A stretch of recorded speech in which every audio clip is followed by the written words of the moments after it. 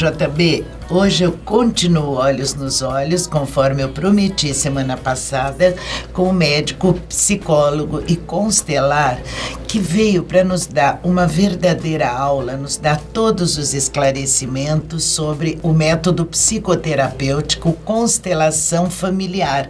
Hoje tão usado entre nós, hoje tão falado e que tem feito tão bem a tantas pessoas. Continua aqui Olhos nos Olhos com o super expert no assunto, Dr. Roberto Debski. Olha, eu não tenho como agradecer. Eu sei que você largou seu consultório, veio ficar conosco, pôde continuar aqui conosco, que para nós é um prazer. É um prazer estar aqui novamente e poder falar sobre esses assuntos que são tão apaixonantes, né? Eu gosto tanto de estudar e de praticar a constelação familiar e todas as atividades que buscam a cura, então é um prazer poder estar aqui divulgando o seu programa que é tão divulgado e tão conhecido. Obrigada, meu querido. Bom, eu, como falei para você no programa passado, eu não fiz a constelação como muitos dos nossos telespectadores. Mas eu converso com você sobre a minha ótica, observação dos fatos. Por que eu estou dizendo isso para você? Porque eu escuto muito dizer assim: nossa, ela teve ou ele teve o mesmo destino dos pais. Onde isto se encaixa na constelação familiar? Olha, isso é uma coisa profundíssima, sabe? É tão interessante porque a gente fala que isso tem a ver com o equilíbrio de troca nas famílias. É uma outra lei, daquelas leis sistêmicas das que a três gente que falou, você né? falou. Você falou duas no primeiro programa. Falei da hierarquia, que é a ordem de chegada no sistema, né? Eu falei que é do pertencimento, que é o do pertencer, e tem a lei do equilíbrio de troca. Exato. Que, assim, o que nós falamos que em todas as relações, em todos os relacionamentos, precisa haver uma troca equilibrada. Se a gente fala de uma relação de casal, por exemplo, uma parceria, os dois têm que dar e receber ao mesmo tempo, né? Ou alternadamente, simultaneamente. Você não pode ter uma relação em que um dê e o outro só receba. Perfeito. Porque essa relação fica descompensada e ela tende a se romper. E geralmente se rompe quem recebe muito e não dá, porque se sente muito devedor. Então, nessa do equilíbrio de troca. Na troca entre pais e filhos, é uma troca diferente. A troca de parceiros é uma troca horizontal, de equivalentes, pessoas equivalentes. A relação pais e filhos é uma relação vertical. Ou seja, os pais dão e os filhos recebem. Porque a fonte da vida, a energia da vida vem dos pais para os filhos, para os netos e assim por diante. Sim. Acontece que muitos filhos se sentem muito devedores desses pais por conta de terem recebido tanto, que foi a vida. E eles querem retribuir. E é impossível você retribuir uma coisa que é tão grande quanto a vida. Sim. Né? Então muitos jovens, muitos homens e mulheres se sentem presos à família de origem. Se sentem leais porque acham que tem que retribuir o que receberam e não tem a força e a dinâmica. Como eles ficam ligados ao passado, que é a família de origem, não tem força e energia para ir para adiante. Então são aqueles casos que a gente chama às vezes de síndrome da porta giratória. Sim. Que eles saem de casa, vão para a vida e de repente acabam retornando e ficam novamente com os pais. Porque eles sentem que não tem a força para ir para a vida. Faltou essa força. Eles ficam muito ligados na família de origem. Entendi. Qual é o papel da família de origem?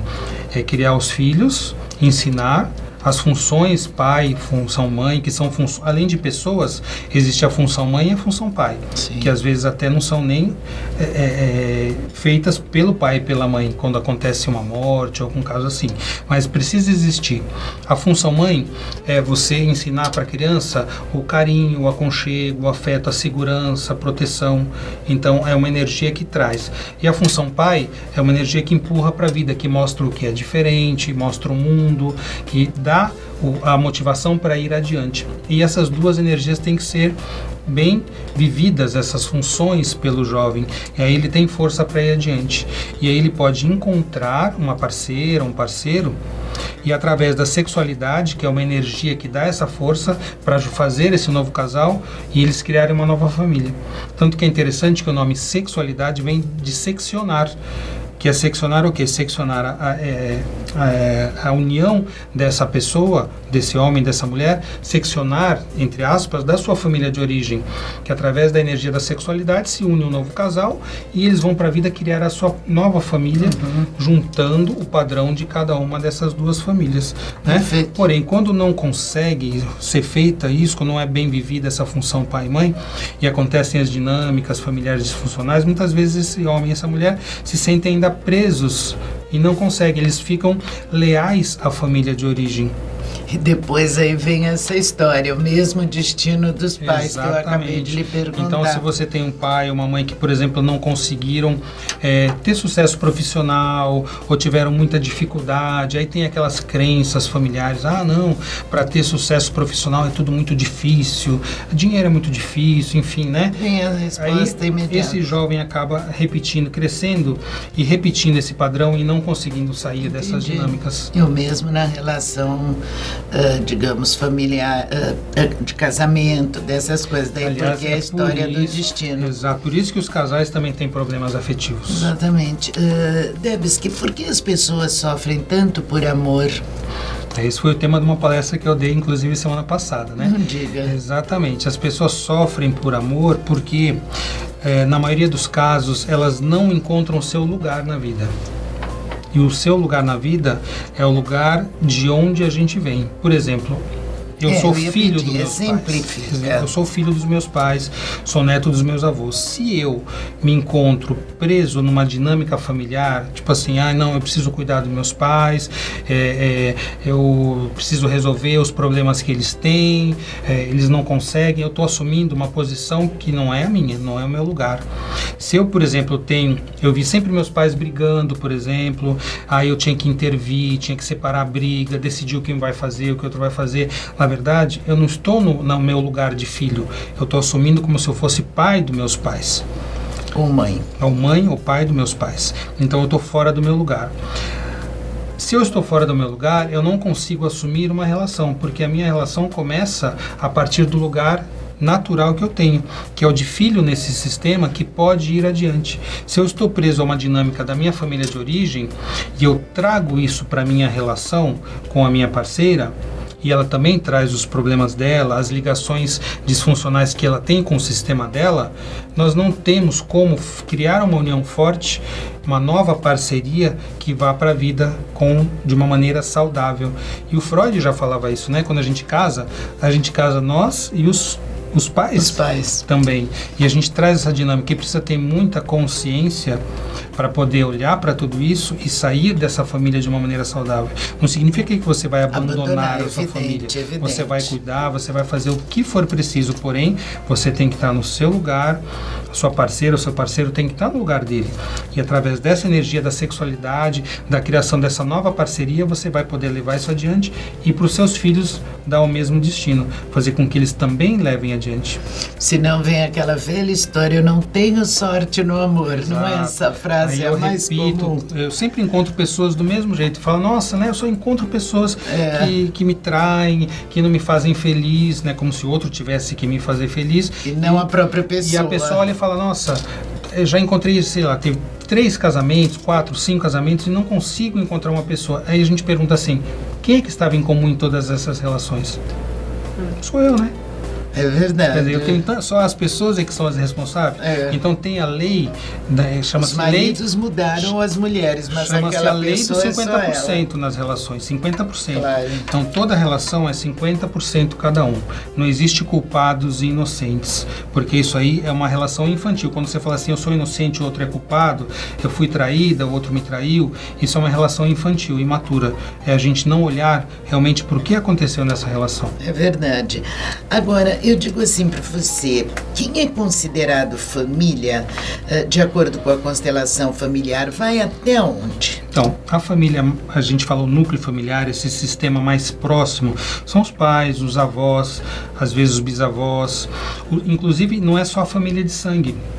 Porque, por exemplo, os ex-relacionamentos dos nossos pais, se eles tiveram relacionamentos antes de se casar, por exemplo, também fazem parte do sistema familiar. Se nós tivemos uma relação amorosa muito forte, ela também faz parte para toda a vida do nosso sistema familiar. E aí as pessoas rompem. Se foi casado e divorciou. Se foi casado, divorciou. Se não foi casado porque a vida não se importa com papel. Mas se você mora junto, você teve um vínculo, esse vínculo, essa pessoa faz parte. E a gente olha que, percebe que as relações hoje muito, quando se separa mal na maioria das vezes, com brigas, com rancor. As pessoas até brincam e falam falecido, a falecida. Não existe falecido e falecida, não é? E a gente vê tantos dramas familiares acontecerem daí para frente, quando as pessoas se separam com dores, com rancor, e muitas vezes isso vai para os filhos, aí as questões de alienação parental. Então, se você se separou, por exemplo, vou dizer, se eu me separei e nessa minha nova relação que eu tenho, não for visto que a minha primeira parceira, por exemplo, ela chegou antes, ela veio primeiro. Então tem que ser colocado no lugar, no sistema familiar, vai fazer parte para sempre. Então se a gente não honra esse papel dessa pessoa que esteve antes se relacionando conosco ou com o nosso parceiro, você não quer olhar para isso, isso é uma exclusão também. Entendi. E muitas vezes nosso filho vai se identificar com essa pessoa que não foi incluída, que foi excluída. Olha que interessante. Coisa interessantíssima. E não é nem de sangue, não tem nenhuma ligação de sangue. Com o filho dessa pessoa? Também faz parte do sistema. Se essa minha relação anterior teve filhos, eles vieram antes. Eles chegaram antes no sistema. Então, o vínculo nas relações anteriores sempre é mais forte.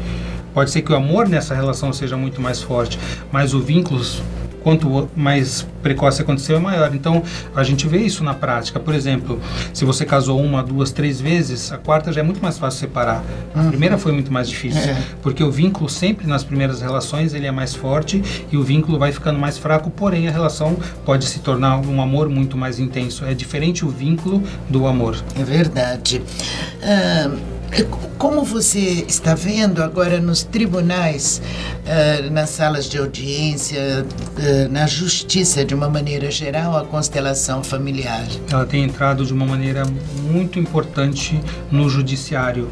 Aliás, eu esperava que as constelações fossem entrar com muito mais força primeiro na psicologia, mas estão entrando com muita força no judiciário, inclusive se tornando legais e oficiais. Houve uma boa matéria no Fantástico há meses atrás, há meses já, né? Quase vai fazer um ano. Essa matéria mostrou que no judiciário, na mediação de conflitos, na justiça restaurativa e tudo mais, você tem tido o uso, a aplicação das constelações familiares. Então, para dar um exemplo, casos de guarda de pensão, de todas essas questões que sempre geram muito conflito, que não tem nada a ver com o caso. Que morosidade, é uma loucura. Não, mas é o conflito das famílias. As famílias brigam tanto, mas e não é por causa daquilo. Se resolver dessa maneira, acaba também com a morosidade. Além do conflito familiar, vai Exato, resolver. Mas por que existe esse conflito tão forte? Não é por causa da pensão. Não é por causa da separação, é por causa das disputas e das dores e do desamor que acontece, não é? Então, a constelação familiar vem sendo usada na fase pré-judicial, antes do julgamento, e a efetividade é mais de que 80%, 90%. Então, não chega, a maioria dos casos não chega nem a ir a julgamento, porque você olha para aquele sistema e você pode enxergar e perceber de onde vem o problema. E olhar para isso tudo com um amor que resolve, não é? Então, não é porque as pessoas se separaram, não é obrigatório que você fique a vida toda com uma pessoa, mas essa relação ela tem que ser olhada, tem que ser respeitada, porque ela aconteceu. E quando você consegue olhar dessa maneira, que é com um amor em ordem, aquilo vai para frente de uma maneira saudável. E os filhos são os maiores beneficiados. Sem dúvida, né? São os que mais sofrem. Quando há os problemas, são os que mais sofrem. A alienação parental é um problema gravíssimo. Para mim foi uma surpresa essa questão também no Poder Judiciário, porque as decisões são tão fechadas, são tão demoradas para acontecer, para evoluir, e a aceitação da constelação familiar foi muito bastante, grande, realmente. Nós estamos chegando já ao finalzinho do nosso tempo. Eu quero que você fale um pouquinho sobre a introdução da constelação familiar e de outras mais 9 ou 10 tratamentos alternativos no SUS. como você vê isso? Está avançando? Vai acontecer? Então, isso já acontece há muito tempo, na verdade, né? Já desde 2006, nós temos o PNP, que é o Programa Nacional de Práticas Integrativas e Complementares. Perfeito. Em 2006 foi introduzida a homeopatia, acupuntura, antroposofia, né? Inclusive a acupuntura e a homeopatia são especialidades Impostação médicas, de mãos, né? né? Essas foram as primeiras. Ano passado, ou retrasado, foram colocadas mais algumas, se não me engano, 10 ou 12. E esse ano agora, faz poucas semanas, foram introduzidas mais 10 práticas integrativas. E é importante falar que não são alternativas, porque é um nome muito comum falar medicina alternativa, prática alternativa não existe. Perfeito. Porque alternativa é uma palavra que fala assim, ou você faz isso ou você faz aquilo. E o sentido de você ter é completamente oposto, é você integrar. Então a gente fala práticas integrativas e complementares, ou seja, elas não vêm para substituir o tratamento psicológico, o tratamento médico, muito pelo contrário. Ela vem para agregar, para trazer valor para esses tratamentos, não é? E não substituir. E eu vejo isso com bons olhos, porque a gente precisa estar aberto para as novas possibilidades, para fazer trabalhos, fazer pesquisas, para ver os efeitos benéficos que essas terapias têm a agregar.